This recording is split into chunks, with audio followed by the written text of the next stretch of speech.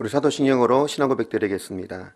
전능하사 천지를 만드신 하나님 아버지를 내가 믿사오며 그 외아들 우리 주 예수 그리스도를 믿사오니 이는 성령으로 잉태하사 동정녀 마리아에게 나시고 본디오 빌라도에게 고난을 받으사 십자가에 못 박혀 죽으시고 장사한 지 사흘 만에 죽은 자 가운데서 다시 살아나시며 하늘에 오르사 전능하신 하나님 우편에 앉아 계시다가 저리로서 산자와 죽은 자를 심판하러 오시리라. 성령을 믿사오며 거룩한 공예와 성도가 서로 교통하는 것과 죄를 사하여 주시는 것과 몸이 다시 사는 것과 영원히 사는 것을 믿사옵나이다. 아멘. 오늘 은혜 받으실 하나님의 말씀은 에스라서 2장 1절로 2절의 말씀입니다. 에스라 2장 1절에서 2절의 말씀은 구약성경 711면에 있습니다. 우리 똑같이 합독하겠습니다. 옛적에 바벨론 왕 느부갓네살에게 사로잡혀 바벨론으로 갔던 자들의 자손들 중에서 노임을 받고 예루살렘과 유다로 돌아와 각자의 성읍으로 돌아간 자 곧 수룹바벨과 예수아와 느헤미야와 스라야와 리엘라야와 모르드게와 빌산과 미스발과 비그웨와 루훔과 바하나 등과 함께 나온 이스라엘 백성의 명수가 이러하니. 아멘. 오늘은 지난주에 이어서 에스라 강의 두 번째인 에스라서 2장을 통하여 말씀에 순종하는 소수라는 제목으로 은혜를 나누고자 합니다. 에스라 1장은 페르시아 왕 고레스가 조서를 내려 유다 백성들로 다시 고국으로 돌아갈 것을 공포한 내용이었습니다. 이를 통해서 우리는 역사의 주권자는 하나님이심을 깨달았습니다. 오늘의 본문인 에스라서 2장은 이제 고국으로 돌아가는 유대인들의 인구수가 가족별, 지파별, 직분별로 소개되고 있습니다. 유다 백성들은 총 3번에 걸쳐 포로 귀환을 합니다. 1차 포로 귀환은 오늘 2장에 소개되고 있는 수룹바벨에 의하여서, 또 2차 포로 귀환은 에스라에 의하여서, 3차 포로 귀환은 느헤미야를 의하여서 이루어집니다. 1차 때 포로 귀환 유대인들은 수룹바벨을 중심으로 성전 재건에 힘을 썼고요. 2차 포로 귀환한 에스라는 신앙의 회복에 힘을 썼습니다. 그리고 마지막 앞으로 되어질 3차 포로 귀환 때는 느헤미야를 통하여서 이제 유대 도시를 방어할 수 있는 성벽 재건이 이루어지는 것입니다. 이렇게 총 3차에 걸쳐 포로 귀환한 인원은요, 총 9만 5천 명 정도가 됩니다. 그런데 사실 바벨론으로 포로로 끌려가 지금 페르시아 제국 땅에 거주하고 있는 유다 백성들은 총 200만 명 정도 되었습니다. 그러므로 우리가 깨달을 것이 무엇입니까? 바로 하나님의 약속의 말씀을 붙들고 다시 고국으로 돌아온 사람들은 사실 전체의 5%밖에 되지 않는 소수였다는 사실입니다. 절대 다수는 고국으로 돌아오지 않았습니다. 왜 그랬을까요? 왜냐하면 70년이라는 세월이 절대 짧지 않았기 때문입니다. 그 긴 시간 동안 유다 백성들은 페르시아 땅에 정착하고 말았습니다. 자신들만의 상권을 만들고 자신들만의 삶의 기반을 닦아놓은 것입니다. 그렇기에 이 기반을 놓고 떠난다는 것이 쉽지 않았을 것입니다. 또한 예루살렘으로 돌아간다 한들 예루살렘은 이미 황폐할 대로 황폐해져 있었습니다. 완전히 폐허가 된 도시로 다시 돌아간다는 것이 엄두가 나지 않는 겁니다. 이제 겨우 이룩한 안정된 삶을 버리고 떠난다는 것은 절대로 쉬운 일이 아니었습니다. 사랑하는 성도 여러분, 오늘날 우리도 마찬가지입니다. 오늘도 사실 우리가 하나님의 말씀을 따라간다는 것은 절대로 쉬운 일은 아닙니다. 하나님 말씀대로 따라가려면 반드시 이 세상의 것을 내려놓아야 되기 때문에 그렇습니다. 내 것을 내려놓고 포기해야만이 하나님의 것을 찾을 수가 있고 주의 길을 따라갈 수가 있는 것입니다. 이에 대해서 우리 예수님도 분명히 말씀하셨습니다. 마태복음 16장 24절에 무엇이라 말씀하십니까? 이에 예수께서 제자들에게 이르시되 누구든지 나를 따라오려거든 자기를 부인하고 자기 십자가를 지고 나를 따를 것이니라. 아멘. 주님을 따르는 길은 오직 자기를 부인하는 길입니다. 즉 내가 주님 때문에 손해보는 것이 있어야 그것이 사실은 정상적으로 신앙생활을 하고 있는 겁니다. 그게 바로 주님을 따라가고 있는 뜻입니다. 사랑하는 성도 여러분, 내 시간을 손해보아야 주님을 위한 헌신과 봉사도 할 수 있는 것입니다. 내 물질을 손해보아야만이 주님께도 드릴 수가 있는 겁니다. 그러므로 사랑하는 성도 여러분, 오늘도 우리는 선택을 해야 합니다. 내 유익을 구할 것인지 아니면 내가 비록 손해본다 할지라도 주님의 길을 걸을 것인지 여러분 어떤 선택을 하시겠습니까? 오늘 본문에 나오는 유다 백성들처럼 사실 95%의 대부분의 사람들은 자신의 유익을 따라갑니다. 자신의 소유와 욕망을 부인하고 하나님의 말씀을 따라가는 사람은 언제나 소수였음을 기억하시길 바랍니다. 그런데 언제 하나님의 시선은 이러한 소수의 사람들에게 머물러 있습니다. 오늘 에스라 2장에서도 하나님께서는 바로 이러한 소수의 사람들을 일일이 그의 이름을 기록하시고 그 지파와의 사람의 수를 일일이 적어 놓으신 겁니다. 왜요? 바로 이들이 하나님 나라의 주인공이요, 하나님께서는 이들의 헌신과 희생을 기억하셨기 때문에 그런 겁니다. 바로 이러한 소수의 사람들에게 진정한 예수의 영이 있는 겁니다. 예수님은 어떤 분이셨습니까? 예수님 자체가 하나님 나라를 위하여서 하늘 보좌를 버리고 이 땅에 내려오셔서 온갖 모욕과 수치를 받으신 분입니다. 왜요? 잠시 받는 환난에 경한 것보다 지극히 크고 영원한 영광이 중한 것을 보셨기 때문입니다. 그래서 비록 이 땅에서 모욕과 수치가 있다 할지라도 장차 받을 상급을 생각하며 기쁨으로 그 길을 걸으신 게 바로 예수님의 길입니다. 그러한 예수님의 길을 똑같이 걸었던 예수님의 제자들도 한결같이 똑같은 고백을 했습니다. 사도 바울이 뭐라고 고백합니까? 빌립보서 3장 7절로 8절에 이렇게 고백합니다. 그러나 무엇이든지 내게 유익하던 것을 내가 그리스도를 위하여 다 해로 여길 뿐더러 또한 모든 것을 해로 여김은 내 주 그리스도 예수를 아는 지식이 가장 고상하기 때문이라. 내가 그를 위하여 모든 것을 잃어버리고 배설물로 여김은 그리스도를 얻고. 아멘. 사도 바울은 하나님 나라의 지극히 큰 영광을 보았기에 이 세상의 모든 것들이 심지어 배설물같이 보였다고 말하고 있어요. 사랑하는 성도 여러분, 강렬한 태양을 본 사람들에게는 세상이 시시해 보일 수밖에 없습니다. 예수를 따르는 사람들은 마치 주의 나라의 영광을 보았기 때문에 이 세상의 모든 것들이 시시해 보이는 겁니다. 그런데 아직도 너무나 많은 하나님의 백성들이 하나님의 영광을 바라보지 않고 세상의 영광을 바라보고 있습니다. 예수님은 하나님 나라를 말씀하시며 밭에 감추인 보화를 예로 들으셨지요. 이게 무슨 뜻입니까? 보화를 발견한 사람에게는 자신의 소유에 별 미련이 안 생긴다는 뜻입니다. 또 다른 천국에 대한 비유로 진주장사로 비유를 말씀하셨습니다. 너무나 값진 진주를 발견한 사람에게는 나머지 것들이 시시해 보인다는 말씀입니다. 사랑하는 성도 여러분, 바로 이것이 천국 본향을 사모하는 사람들의 특징입니다. 히브리서 11장에서는 성경을 통틀어서 하나님 기뻐하셨던 믿음의 용사들의 이름이 나열되어 있습니다. 그런데 그들의 특징이 무엇일까요? 그 특징을 정리한 본문이 바로 히브리서 11장 13절에서 16절의 말씀입니다. 합독합니다. 이 사람들은 다 믿음을 따라 죽었으며 약속을 받지 못하였으되 그것들을 멀리서 보고 환영하며 또 땅에서는 외국인과 나그네임을 증언하였으니 그들이 이같이 말하는 것은 자기들이 본향 찾는 자임을 나타냄이라. 그들이 나온 바 본향을 생각하였더라면 돌아갈 기회가 있었으려니와 그들이 이제는 더 나은 본향을 사모하니 곧 하늘에 있는 것이라. 이러므로 하나님이 그들의 하나님이라 일컬음 받으심을 부끄러워하지 아니하시고 그들을 위하여 한 성을 예비하셨느니라. 아멘. 즉 이들은 이 땅의 본향이 아니라 하늘에 있는 천국을 본향으로 바라본 사람들입니다. 아브라함의 믿음도 이런 믿음이기 때문에 아브라함도 이 땅에 거할 때는 장막에 거했다고 말씀하고 있습니다. 사랑하는 성도 여러분, 우리 다시 하늘의 본향을 바라보기를 주여로 축복합니다. 하늘의 본향을 바라보는 사람은 이 땅에서의 삶이 나그네 같은 삶이 되어야 됩니다. 이 땅은 절대로 우리의 승부처가 아님을 깨달아야 됩니다. 우리의 결론은, 우리의 승부처는 오직 하늘의 본향이 있음을 믿기를 주여로 축원합니다. 그런데 마귀는 우리가 하늘의 본향을 바라보지 못하도록 자꾸만 이 세상에 우리의 소유와 명예를 바라보게 만듭니다. 유다 백성들도 마찬가지였지요. 하나님 말씀대로 예루살렘의 본향으로 돌아가는 명령이 떨어졌음에도 불구하고 유다 백성의 대부분 거의 95%의 사람들은 자신이 가지고 있는 소유와 명예 때문에 순종하지 못합니다. 그냥 이방 땅에 주저앉아 버렸습니다.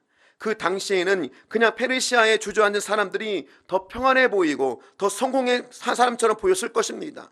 반면에 하나님의 말씀을 따라 예루살렘에 귀환했던 믿음의 사람들은 사실 그들의 삶은 너무나 고달팠습니다.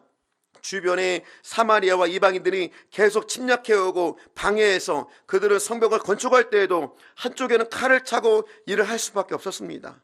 그러나 오늘 성경은, 그리고 하나님은 오직 그 소수를 주목하고 계심을 깨달으십시오. 바로 그러한 소수가 하나님 나라의 주인공이기 때문에 그렇습니다. 오늘 에스더라서 2장에서도 페르시아 땅에 남아있던 95%의 사람들에 대해서는 기록하지 않습니다. 오직 자신을 부인하고 하나님의 말씀을 따라 예루살렘으로 돌아온 단 5%의 사람들에 대해서만 가족별로, 지파별로, 직분별로 상세히 기록하고 있는 것입니다.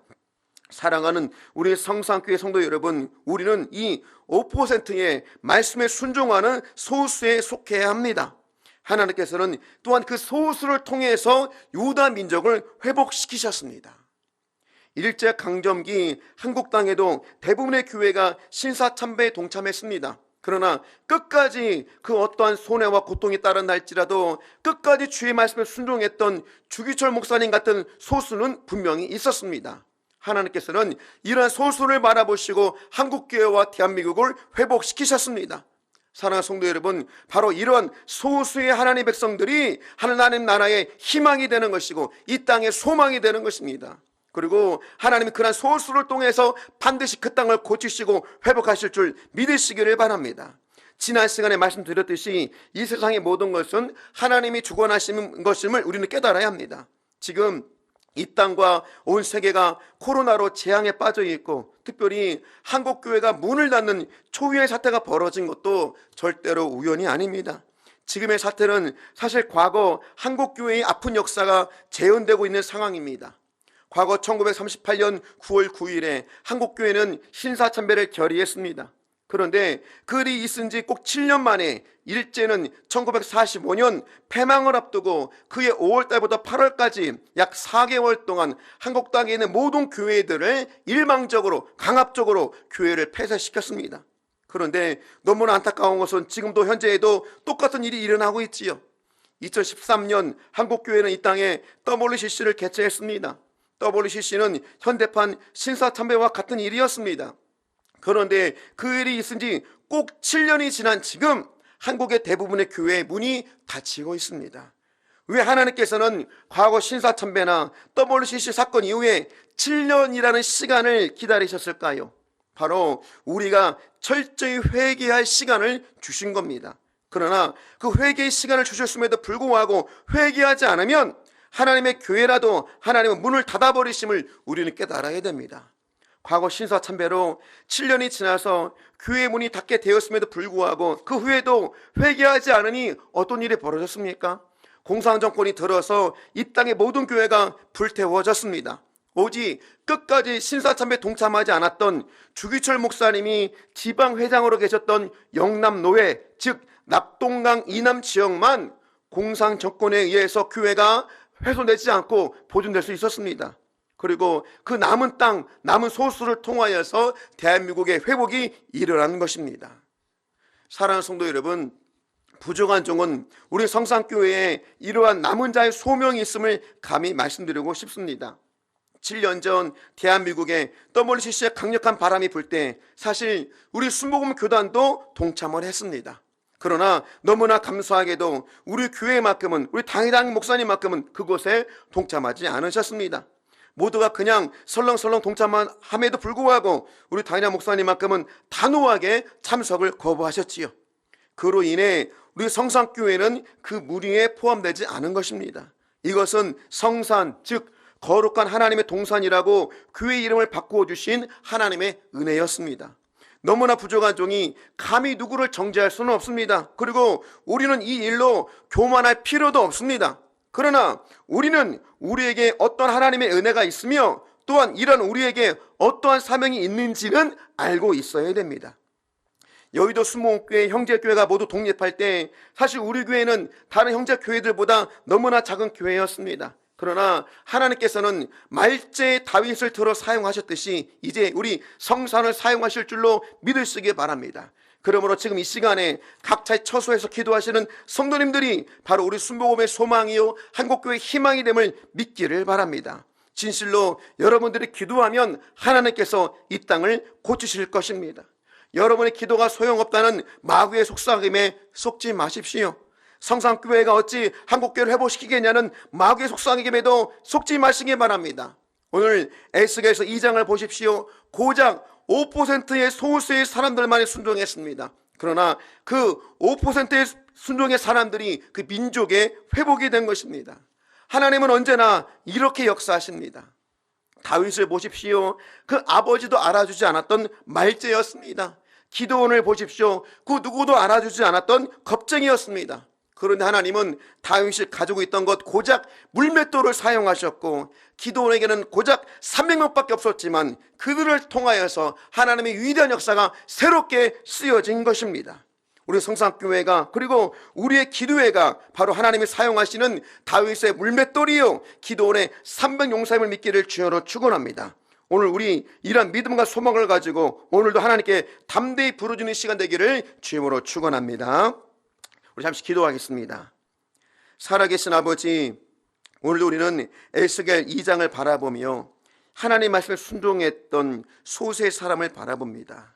우리 성산교회가 이 마지막 때에 이 하나님 말씀에 온전히 순종하는 소수의 무리가 되게 하여 주셔서 우리가 이 주님 때문에 내가 손해보는 삶을 살기를 원합니다. 주님을 위하여 내 시간, 내 물질, 내 자존심 내려놓게 하옵소서.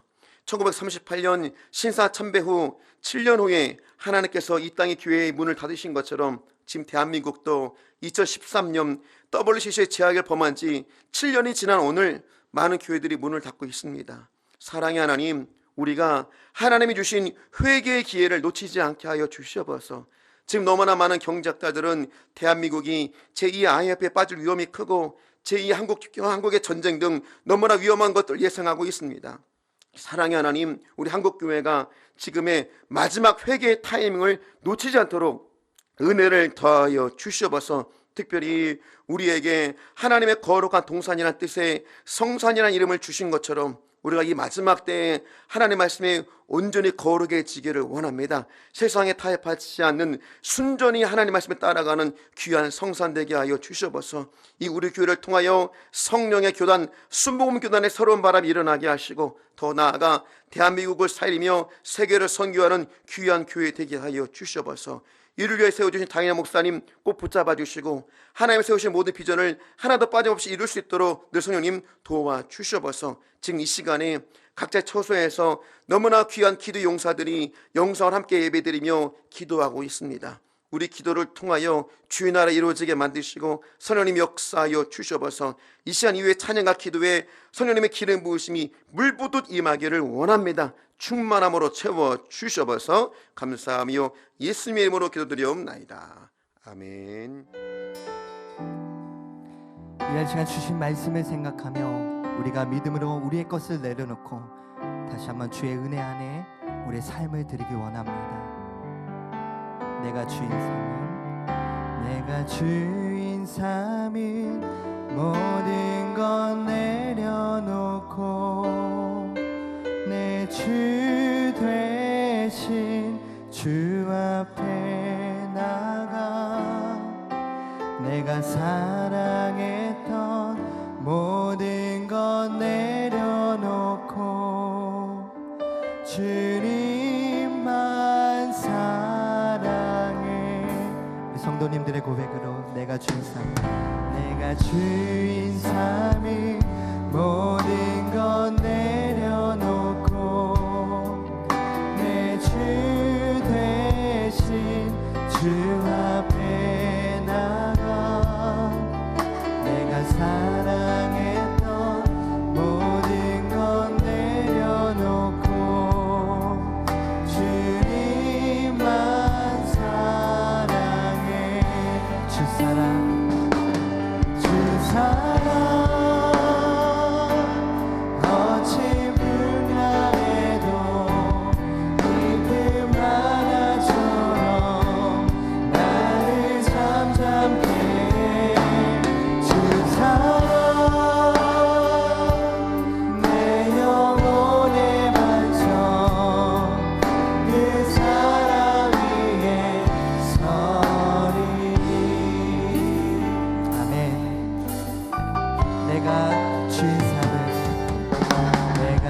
주인 삼은 모든 것 내려놓고 내 주 대신 주 앞에 나와 내가 사랑했던 모든 것 내려놓고 주님 우리 한 번 더 고백합니다. 내가 주인 삼은 모든 것 내가 주인 삼은 모든 것 내려놓고 내 주 대신 주 앞에 나와 내가 사랑했던 모든 것 내려놓고 주님만 사랑해. 아멘. 이것이 우리의 고백입니다. 주 사랑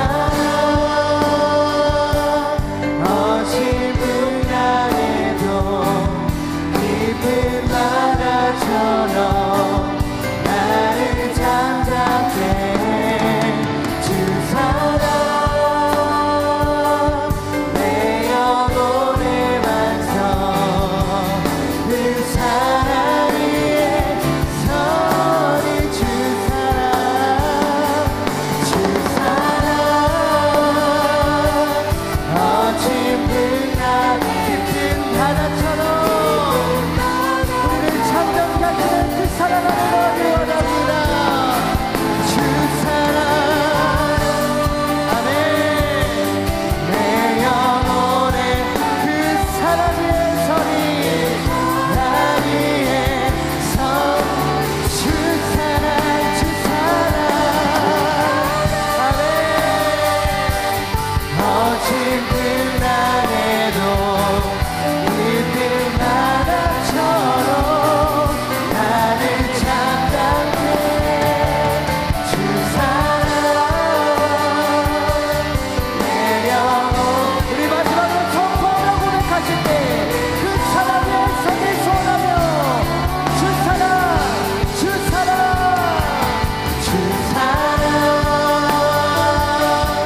어진 분야에도 깊은 바다처럼 나를 잠잠게 주 사랑 내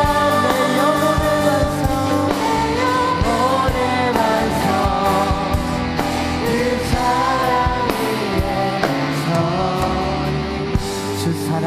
위에 주 사랑 어친 풍랑에도 깊은 바다처럼 나를 잠잠게 주 사랑 내 영혼의 반석 그 사랑 위에 서리 아멘. 그렇습니다. 하나님 이 시국과 나라와 수많은 교회와 공동체와 우리의 가정과 우리 개인의 삶 속에서 주님의 이 사랑과 은혜 없이는 우리가 한순간도 나아갈 수 없음을 고백합니다. 주신 말씀에 의지하여서 우리가 주님의 사랑을 회복하고 다시 한번 이 시간에 우리가 각처에서 믿음으로 기도할 때 주의 은혜와 사랑으로 충만케 하셔서 특별히 치유와 회복의 역사로 성령 하나님 우리에게 간섭하시고 주관하여 주시옵소서. 우리 믿음의 기도를 주님께 올려드리며 주여 삼창하시고 뜨겁게 동성으로 기도하겠습니다. 주여